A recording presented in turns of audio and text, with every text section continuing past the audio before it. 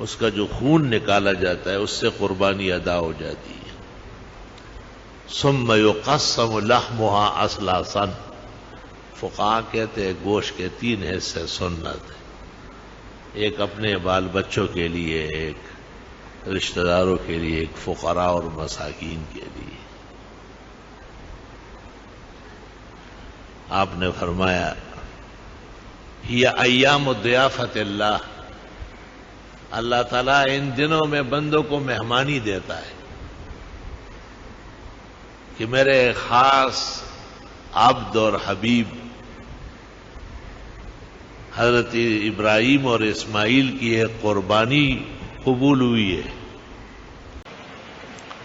قربانی میں نیت تقرب کے ضروری ہے.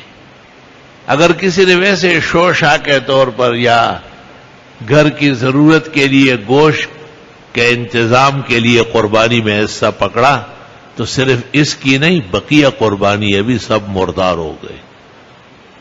سب کے لیے ضروری ہے کہ علی وجہ القربت ثواب کی نیت سے قربانی ہو.